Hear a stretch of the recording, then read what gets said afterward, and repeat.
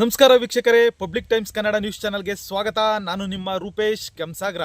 ಸರ್ಕಾರದ 5 ಗ್ಯಾರಂಟಿಗಳಂತೆ ಪ್ರಕೃತಿ ಕೊಟ್ಟಿರುವ 5 ಗ್ಯಾರಂಟಿಗಳನ್ನು ಉಳಿಸಿಕೊಳ್ಳುವುದು ನಮ್ಮೆಲ್ಲರ ಕರ್ತವ್ಯ. ನ್ಯಾಯಮೂರ್ತಿ ಎಂಎಚ್ ಅಣ್ಣಯ್ಯನವರು, ಜಿಲ್ಲಾ ಕಾನೂನು ಸೇವೆಗಳ ಪ್ರಾಧಿಕಾರ, ರಾಮನಗರ, ಬೆಂಗಳೂರು ದಕ್ಷಿಣ, ಜಿಲ್ಲಾ ನ್ಯಾಯಾಂಗ, ಜಿಲ್ಲಾಡಳಿತ, ಜಿಲ್ಲಾ ಪಂಚಾಯತ್, ದರೆ ಫೌಂಡೇಶನ್, ಜಿಲ್ಲಾ ವಕೀಲರ ಸಂಘ ಹಾಗೂ ಅರಣ್ಯ ಇಲಾಖೆ, ರಾಮನಗರ, ಬೆಂಗಳೂರು ದಕ್ಷಿಣ ಜಿಲ್ಲೆ ಇವರ ಸಹಯೋಗದಲ್ಲಿ ವಿಶ್ವ ಪರಿಸರ ದಿನ 2026ರ ಕಾರ್ಯಕ್ರಮವನ್ನು ಶ್ರೀರಾಮದೇವರ ಬೆಟ್ಟ, ರಣಹದ್ದು, ವನ್ಯಜೀವಧಾಮ, ಬಸವನಪುರದಲ್ಲಿ ಹಮ್ಮಿಕೊಳ್ಳಲಾಗಿತ್ತು. ಕಾರ್ಯಕ್ರಮವನ್ನು ಉದ್ದೇಶಿಸಿ ಮಾತನಾಡಿದ ಎಂಎಚ್ ಅಣ್ಣಯ್ಯನವರು, ಗೌರವಾನ್ವಿತ ಪ್ರಧಾನ ಜಿಲ್ಲಾ ಮತ್ತು ಸತ್ರ ನ್ಯಾಯಾಧೀಶರು ಹಾಗೂ ಅಧ್ಯಕ್ಷರು, ಜಿಲ್ಲಾ ಕಾನೂನು ಸೇವೆಗಳ ಪ್ರಾಧಿಕಾರ, ಸರ್ಕಾರದ 5 ಗ್ಯಾರಂಟಿಗಳಂತೆ ಪರಿಸರವೂ ಸಹ ನಮಗೆ 5 ಗ್ಯಾರಂಟಿಗಳನ್ನು ಕೊಟ್ಟಿದೆ. ಗಾಳಿ, ಬೆಳಕು, ನೀರು, ಆಮ್ಲಜನಕ, ಮಣ್ಣು ಇವುಗಳ ರಕ್ಷಣೆ ನಮ್ಮೆಲ್ಲರ ಮೇಲಿದೆ. ಅಲ್ಲದೆ ಪ್ಲಾಸ್ಟಿಕ್ ಪರಿಸರದ ಮೇಲೆ ದುಷ್ಪರಿಣಾಮವನ್ನ ಬೀರುತ್ತಿದೆ. ಪ್ಲಾಸ್ಟಿಕ್ ನಿಷೇಧಕ್ಕೆ ಎಲ್ಲರೂ ಸಹ ಒತ್ತು ಕೊಡಬೇಕು ಎಂದರು. ನಂತರದಲ್ಲಿ ಮಾತನಾಡಿದ ಜಿಲ್ಲಾ ವಕೀಲರ ಸಂಘದ ಅಧ್ಯಕ್ಷರಾದ ಕೆ ಕೆಂಪಯ್ಯ, ಭೂಮಿ ಉದ್ಭವವಾದಾಗ ಇದ್ದುದು ಎರಡೇ ಸಂಪತ್ತು, ವನ್ಯ ಸಂಪತ್ತು ಹಾಗೂ ಜೀವ ಸಂಪತ್ತು. ಜೀವ ಸಂಪತ್ತಿನಲ್ಲಿ ಮನುಷ್ಯ ಜೀವ ಬುದ್ಧಿವಂತ ಜೀವವಾಗಿ ಪರಿವರ್ತನೆಗೊಂಡ ನಂತರದಲ್ಲಿ ಮಾನವ ಸಂತತಿ ಎಲ್ಲೆಲ್ಲಿ ಹೆಚ್ಚಿತೋ ಆಗ ಪರಿಸರದ ಅಸಮತೋಲನ ಹಾಗೂ ಅಂದಗೆಡಲು ಶುರುವಾಯಿತು. ಆದ ಕಾರಣ ಪ್ರತಿಯೊಬ್ಬರೂ ಸಸಿ ನೆಟ್ಟು ಪರಿಸರ ಉಳಿಸಿ ಎಂದು ಕರೆ ನೀಡಿದರು. ನಂತರದಲ್ಲಿ ಮಾತನಾಡಿದ ಜಿಲ್ಲಾ ಕಾನೂನು ಸೇವೆಗಳ ಪ್ರಾಧಿಕಾರದ ಸದಸ್ಯ ಕಾರ್ಯದರ್ಶಿಯಾದ ಶ್ರೀಮತಿ ಸವಿತಾ ಪಿ.ಆರ್. ಅವರು, ಪರಿಸರದೊಂದಿಗೆ ಸ್ನೇಹ ಬೆಳೆಸಿಕೊಳ್ಳುವುದು ಅತ್ಯಂತ ಅಗತ್ಯವಾಗಿದ್ದು, ಇದರಿಂದ ಆರೋಗ್ಯಕರವಾದಂತಹ ವಾತಾವರಣವನ್ನು ಸೃಷ್ಟಿಸಬಹುದು. ಸ್ವಾಭಾವಿಕವಾಗಿ ಪರಿಸರ ನೀಡುವ ಅನುಭವ ವಿಭಿನ್ನವಾಗಿರುತ್ತದೆ. ಪ್ರಕೃತಿಯು ಎಲ್ಲರಿಗೂ ಸಮಾನವಾಗಿ ಸಂಪನ್ಮೂಲಗಳನ್ನು ಹಂಚುವ ಶಕ್ತಿಯಾಗಿದೆ. ಪರಿಸರ ರಕ್ಷಣೆ ನಮ್ಮೆಲ್ಲರ ಹೊಣೆಯಾಗಿದೆ ಎಂದರು. ಈ ಸಂದರ್ಭದಲ್ಲಿ ಸಾಲುಮರದ ತಿಮ್ಮಕ್ಕನವರನ್ನ ಸ್ಮರಿಸಿ ಕನ್ನಡ ರಾಜ್ಯೋತ್ಸವ ಪ್ರಶಸ್ತಿ ಪುರಸ್ಕೃತರಾದ ಸಾಲುಮರದ ನಿಂಗಣ್ಣ ಅವರನ್ನ ಸನ್ಮಾನಿಸಿ ಗೌರವಿಸಲಾಯಿತು. ಇನ್ನು ಈ ಕಾರ್ಯಕ್ರಮದಲ್ಲಿ 1ನೇ ಹೆಚ್ಚುವರಿ ಜಿಲ್ಲಾ ಮತ್ತು ಸತ್ರ ನ್ಯಾಯಾಧೀಶರಾದ ಪಂಚಾಕ್ಷರಿ ಎಂ, 3ನೇ ಅಪರ ಜಿಲ್ಲಾ ಮತ್ತು ಸತ್ರ ನ್ಯಾಯಾಧೀಶರಾದ ಎಸ್.ಎ. ಇದಾಯತ್ ಉಲ್ಲಾ ಶರೀಫ್, ಪ್ರಧಾನ ಹಿರಿಯ ಸಿವಿಲ್ ನ್ಯಾಯಾಧೀಶರು ಹಾಗೂ ಸಿಜೆಎಂ ಲೋಕೇಶ್, ಹೆಚ್ಚುವರಿ ಹಿರಿಯ ಸಿವಿಲ್ ನ್ಯಾಯಾಧೀಶರು ಹಾಗೂ ಜೆಎಂಎಫ್ಸಿ ನಿವೇದಿತಾ, ಕಾನೂನು ಸೇವೆಗಳ ಪ್ರಾಧಿಕಾರದ ಸದಸ್ಯ ಕಾರ್ಯದರ್ಶಿಗಳಾದ ಶ್ರೀಮತಿ ಸವಿತಾ ಪಿ.ಆರ್. ಅವರು, ಅಪರ ಜಿಲ್ಲಾಧಿಕಾರಿ ಆರ್. ಚಂದ್ರಯ್ಯ, ಪ್ರಾದೇಶಿಕ ಅರಣ್ಯ ಇಲಾಖೆಯ ಉಪ ಅರಣ್ಯ ಸಂರಕ್ಷಣಾಧಿಕಾರಿ ರಾಮಕೃಷ್ಣಪ್ಪ, ಮಾಲಿನ್ಯ ನಿಯಂತ್ರಣ ಮಂಡಳಿಯ ಹಿರಿಯ ಪರಿಸರಾಧಿಕಾರಿ ಮಂಜುನಾಥ್, ದರೆ ಫೌಂಡೇಶನ್ ಅಧ್ಯಕ್ಷರು ಹಾಗೂ ವಕೀಲರಾದ ಆರ್. ಚಂದ್ರಕುಮಾರ್, ಜಿಲ್ಲಾ ಕಾನೂನು ಸೇವೆಗಳ ಪ್ರಾಧಿಕಾರದ ಕಚೇರಿಯ ಸಿಬ್ಬಂದಿಗಳಾದ ದಿನೇಶ್, ದಿವ್ಯಾ, ಪೂಜಾ, ರಂಗನಾಥ್, ರಮ್ಯಾ, ಅರೆಕಾಲಿಕ ಸದಸ್ಯರಾದ ರಾಜೇಶ್, ರೂಪೇಶ್, ಗೋವಿಂದರಾಜು ಸೇರಿದಂತೆ ಕಾನೂನು ವಿದ್ಯಾರ್ಥಿಗಳು ಹಾಜರಿದ್ದರು. ಜಾತಿ ಗೀತಿ ಏನು ನೋಡೋದಲ್ಲ, ಯಾತರಿ ಬಿಸಿಲು ತಾಗ್ತಿದೆಯೋ, ಯಾತರಿ ಅವಶ್ಯಕತೆ ಇದೆಯೋ, ಒಂದು ಜಂಪ್ ನಿದ್ದೆ ಮಾಡ್ಬೇಕನ್ನೋ ಆಶೆ ಇದೆಯೋ, ನಾನು ಇವನಿಗೆ ಆಶ್ರಯ ಕೊಡ್ತೇನೆ, ಇಲ್ಲಿ ಬಾ ಅಂತ ಕರಿತೇನೆ. ಅಲ್ಲಿ ಕೂತ್ಕೊಂಡು ನೀವು ಒಂದು 10 ನಿಮಿಷ ನಿದ್ದೆ ಮಾಡಿ ಹೋಗಿ, ನಿಮ್ಮ ಮನಸ್ಸು ಎಷ್ಟು ನೆಮ್ಮದಿ ಇದೆ. ಇದು ಪರಿಸರ. ಈಗ ಸರ್ಕಾರದವ್ರು ನಿಮಗೆ ಗ್ಯಾರಂಟಿ ಕೊಡ್ತಾರೆ. ಅದು ಗ್ಯಾರಂಟಿಗಿಂತ ಪೂರ್ವದಲ್ಲಿ ನಮಗೆ ಪ್ರಕೃತಿ ಗ್ಯಾರಂಟಿ ಕೊಟ್ಟಿದೆ. 5 ಗ್ಯಾರಂಟಿಗಳನ್ನು ಪ್ರಕೃತಿ ನಮಗೆ ಕೊಟ್ಟಿದೆ. ಆ 5 ಗ್ಯಾರಂಟಿಗಳು ಯಾವುವು ಅಂದರೆ ನೀರು, ಗಾಳಿ, ಬೆಳಕು, ಮಣ್ಣು ಮತ್ತು ಆಕ್ಸಿಜನ್. ಈ 5 ಗ್ಯಾರಂಟಿಗಳು ಏನಿದೆಯಲ್ಲ ಪ್ರಕೃತಿ ನಮಗೆ ಕೊಟ್ಟಂಥದ್ದು. ನೀರು, ಆಕಾಶದಿಂದ ಬಿದ್ದಂಥ ನೀರು ಭೂಮಿಯ ತಳಮಟ್ಟದಲ್ಲಿ ಸೇರಿಕೊಂಡು, ಭೂಮಿ ಸ್ವಲ್ಪ ಭಾಗ ನೀರನ್ನು ಹೇರಿಕೊಂಡು, ಹೆಚ್ಚಿನ ಇರ್ತಕ್ಕಂಥ ನೀರನ್ನು ನದಿ ಸರೋವರಗಳಿಗೆ ಹೋದಂಥ ಸಂದರ್ಭದಲ್ಲಿ ಆ ಸರೋವರದಲ್ಲಿ ಇರ್ತಕ್ಕಂಥ ನೀರು ಪುನಃ ಆವಿಯಾಗಿ ಮೇಲೆ ಆಕಾಶದಲ್ಲಿ ಮೋಡಾಗಿ ಪುನಃ ಮಳೆಗೆ ಬರ್ತದೆ.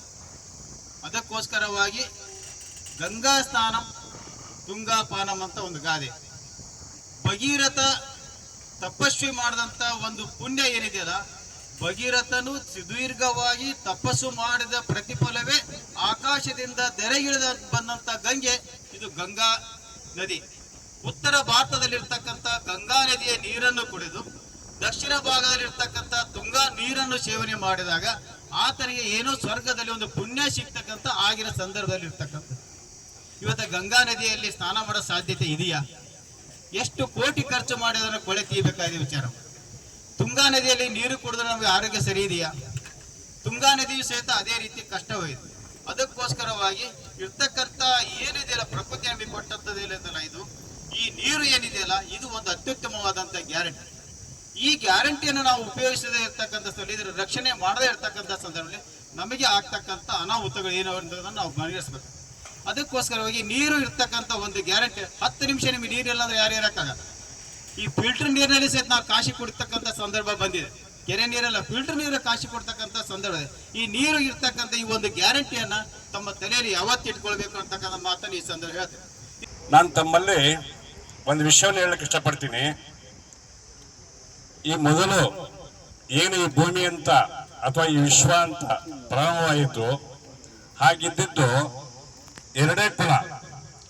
ಒಂದು ಕಾಡು ವನ್ಯ ಸಂಪತ್ತು, ಇನ್ನೊಂದು ಜೀವ ಸಂಪತ್ತು. ಈ ವನ್ಯ ಸಂಪತ್ತು ಮತ್ತೆ ಜೀವ ಸಂಪತ್ತು ಸೇರಿ ಪ್ರಕೃತಿಯಾಗಿತ್ತು. ಅದು ಹಾಗೆ ನಡ್ಕೊಂಡ್ ಬರ್ತಾ ಇತ್ತು. ಬರ್ತಾ ಬರ್ತಾ ಏನಾಗ್ತಾ ಇತ್ತು, ಈ ಜೀವ ಸಂಪತ್ತಿನಲ್ಲಿ ಮನುಷ್ಯ ಜೀವ ಬುದ್ಧಿವಂತ ಜೀವಾಗಿ ಪರಿವರ್ತನೆಗೊಂಡು ಈ ಮಾನವ ಹೆಚ್ಚೆಚ್ಚು ಎಲ್ಲಿ ಸಂತತಿ ಜಾಸ್ತಿ ಆಗ್ತಾ ಹೋಗ್ತೋ ಅದಕ್ಕೆ ತಕ್ಕಂತೆ ಪರಿಸರ ಬ್ಯಾಲೆನ್ಸ್ ಆಗಕ್ಕಾಗ್ತಾ ಇಲ್ಲ. ಬಹುಶಃ ಈ ವಾತಾವರಣದ ಬಗ್ಗೆ ನೀವು ಮಾತಾಡ್ತಾ ಇದ್ದೀನಿ ನಾನು. ನೋಡಿ, ನಾವೆಲ್ಲ ಇವತ್ತಿಲ್ಲಿ ಕೂತಿದ್ದೀವಿ. ಬಹುಶಃ ಈ ನೆಮ್ಮದಿ ನಮ್ಮ ಮನೆಯೊಳಗಿದ್ರು ಸಿಕ್ಕಿರಲ್ಲ, ನಾವು ಕೋಟಲಿದ್ರು ಸಿಕ್ಕಿರಲ್ಲ, ನಾವು ಯಾವುದೇ ಟ್ರಿಪ್ ಹೋಗಿದ್ರು ಸಿಕ್ಕಿರೋದಿಲ್ಲ. ಇಷ್ಟು ವಾತಾವರಣ, ಗಾಳಿ, ಈ ಒಂದು ಆನಂದವಾದ ಒಂದು ಸಮಯ ಸಂದರ್ಭ ಇಷ್ಟು ಚೆನ್ನಾಗಿದೆ ಅಂತ ನೀವು ಹೇಳಿ. ಯಾಕಂದ್ರೆ ನಮ್ಗೆ ಯಾವ ಇಲ್ಲಿ AC ಅಳವಡಿಸ್ಕೊಂಡಿಲ್ಲ, ಯಾವ ಬೆಳಕು ಅಳವಡಿಸ್ಕೊಂಡಿಲ್ಲ. ನಮ್ಮ ಸಾಹೇಬ್ರು ಹೇಳಿದ್ರು, ಅಣ್ಣಯ್ಯ ಸಾಹೇಬ್ರು, ಈ ಗ್ಯಾರಂಟಿ ಇದೆಯಲ್ಲ ಪ್ರಕೃತಿ ಗ್ಯಾರಂಟಿ. ಇದಕ್ಕೆ ಟ್ಯಾಕ್ಸ್ ಇಲ್ಲ, ಕಂದಾಯ ಇಲ್ಲ, ವಗೈರೆ ಇಲ್ಲ, ಏನೂ ಇಲ್ಲ. ನೀನ್ ತಗೊಂಡೆ ಜಾಸ್ತಿ, ನೀನ್ ಕಡಿಮೆ ತಗೊಂಡಿರೋದಿಲ್ಲ, ಎಲ್ಲರಿಗೂ ಸಮನಾಗಂತ ಇದೆ ಇಲ್ಲಿ ಈ ಸಭೆಗೆ.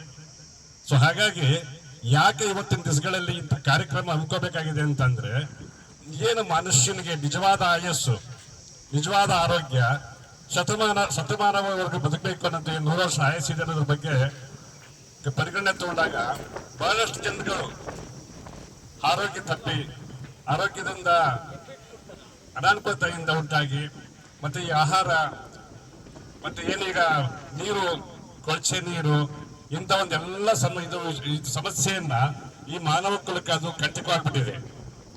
ನಾನು ಅದಕ್ಕೆ ಏನ್ ಹೇಳಕ್ ಇಷ್ಟಪಡ್ತೀನಿ ಅಂತಂದ್ರೆ, ಈಗ ಕಾಡು ನಾವಿವತ್ತು ನಡಿ ಗಿಡ ನಡಿ ಅನ್ನೋದು ಒಂದು ಕಾರ್ಯಕ್ರಮಕ್ಕೆ ಬಂದ್ಬಿಟ್ಟಿದೀವಿ. ಕಾರಣ ಏನಂತಂದ್ರೆ, ಇದ್ರ ಅವಶ್ಯಕತೆ, ಇದ್ರ ಮಹತ್ವ ಏನಿದೆ ಅನ್ನೋದು ಪ್ರತಿಯೊಬ್ಬರು ನೀವು ಆಸ್ಪತ್ರೆಗೆ ಹೋಗಿ, ನೀವು ಹೊರಗಡೆ ಹೋಗಿ, ಅಥವಾ ನೀವೇ ಸುಮ್ಮನೆ ಇಲ್ಲದ ಒಂದು ಹೊರಗಡೆ ಹೋಗಿ ಮಲ್ನಾಡ್ ಕಡೆ ಹೋಗೋಣಪ್ಪ ಅಂತಂದ್ರೆ ಏನಂತಾರೆ ಅಂದ್ರೆ ಪ್ರಕೃತಿ ಚೆನ್ನಾಗಿದೆ ಅಂತ ಹೋಗ್ತಾರೆ. ಯಾಕಂತಂದ್ರೆ ಅಲ್ಲಿ ಪ್ರಕೃತಿ ಚೆನ್ನಾಗಿದೆ, ಕಾಡು ಸಂಪತ್ತು ಜಾಸ್ತಿ ಇದೆ ಅಲ್ಲಿ. ಹಾಗಾಗಿ ಮನುಷ್ಯನಿಗೆ ಎಲ್ಲಾದ್ರೂ ನೆಮ್ಮದಿ ಕೊಡುತ್ತೆ ಜಾಗ ಅಂತಂದ್ರೆ ಅದು ಇಂಥ ಒಂದು ವನಸಿರಿಗಳು. ಏನು ಈಗ ನೀವು ಗಿಡ ನೆಟ್ಟಿದ್ದೀರಿ, ಅದು ಶ್ರೀ ರಾಮದೇವರ ಬೆಟ್ಟ ಅರಣ್ಯ ಪ್ರದೇಶಕ್ಕೆ ಸೇರಿತ್ತು. ಆ ಸಮಯದಲ್ಲಿ ಅದನ್ನು 2012ರಲ್ಲಿ ಇದು ರಣಹದ್ದು ಧಾಮ ಎಂದು ಘೋಷಣೆ ಮಾಡಿದ್ರು. ಆ ಸಮಯದಲ್ಲಿ ನಾವು ಏನು ಫೆನ್ಸಿಂಗ್ ಅಳವಡಿಸಿದ್ದೀವಿ ಬೌಂಡ್ರಿಗೆ, ಆ ಒಂದು ಜಾಗದಲ್ಲಿ ನಾವೇನಾಗ್ತಿತ್ತು, ಅವಾಗ ಈ ಒತ್ತುವರಿ ತೆರವುಗೊಳಿಸಿ ಅನೇಕ ಏರಿಯಾಗಳಷ್ಟು ಒತ್ತುವರಿ ತೆರವುಗೊಳಿಸಿ ಒಂದು ವನ ಮಾಡಿದ್ದು. ಆ ವನದಲ್ಲೇ ಮತ್ತೆ ನಾವು ಕೆಲವು ಭಾಗದಲ್ಲಿ ಈಗ ಗಿಡ ನೆಟ್ಟಿದ್ದೀವಿ. ಆ ಒಂದು ಈ ಒಂದು ಏನು ನ್ಯಾಯವನ ಮಾಡಬೇಕು ಅಂತ ಒಂದು ಕಾನ್ಸೆಪ್ಟ್ ಬಂದಾಗ ಇವರು ಈ ಒಂದು ಸೂಕ್ತವಾದ ಸ್ಥಳವನ್ನು ಆಯ್ಕೆ ಮಾಡಿ, ಯಾಕೆಂದರೆ ನಮ್ಗೆ ಈಗ ಒಂದು ಕಡೆ ಫೆನ್ಸಿಂಗ್ ಇದೆ, ನೆಕ್ಸ್ಟು ಇನ್ನೊಂದು ಕಡೆ ಫೆನ್ಸಿಂಗ್ ಮಾಡಿಬಿಟ್ರೆ ಸೊ ಆಲ್ಮೋಸ್ಟ್ ರಕ್ಷಣೆ ಆಗುತ್ತೆ. ಮತ್ತು ಏರಿಯಾದಲ್ಲಿ ವಾಹನಗಳು ಬಂದು ಓಡಾಡೋದ್ರಿಂದ ನಮಗೆ ನೀರಿನ ಟ್ಯಾಂಕರ್ ತಂದು ನೀರು ಹಾಕೋ ಒಂದು ಅವಶ್ಯಕತೆ ಇರುತ್ತದೆ. ಅಂಥ ಸಮಯದಲ್ಲಿ ಸುಲಭವಾದ ಒಂದು ಜಾಗ ಆಗಿರ್ತದೆ. ಒಂದು ಉತ್ತಮವಾದ ಪರಿಸರ ಮತ್ತು ಉತ್ತಮವಾದ ಜಾಗ ಸೆಲೆಕ್ಟ್ ಮಾಡಿದ್ದಾರೆ. ಮತ್ತು ಇದು ಒಂದು ಅರ್ಥಪೂರ್ಣವಾಗಿ ಒಂದು ಕಾರ್ಯಕ್ರಮ ಆಚರಣೆ ಮಾಡೋಕ್ಕೆ ಅವರು ತಮ್ಮ ಒಂದು ಯೋಚನೆಯಲ್ಲಿ ಒಂದು ಕಾರ್ಯಕ್ರಮ ಮಾಡಿದ್ದಾರೆ. ಶ್ಲಾಘನೀಯವಾದ ಕಾರ್ಯಕ್ರಮ ಮಾಡಿದ್ದಾರೆ. ಒಬ್ಬ ಉಪಾರಣ್ಯ ಸಂರಕ್ಷಣಾಧಿಕಾರಿಯಾಗಿ ನಾನು ಅವರನ್ನು ಅಭಿನಂದಿಸ್ತಾ ಇದ್ದೇನೆ. ನಿರಂತರ ಸುದ್ದಿ ಸಮಾಚಾರಕ್ಕಾಗಿ ವೀಕ್ಷಿಸಿ ನಿಮ್ಮ public times Kannada news channel ಅನ್ನ. ವಂದನೆಗಳು.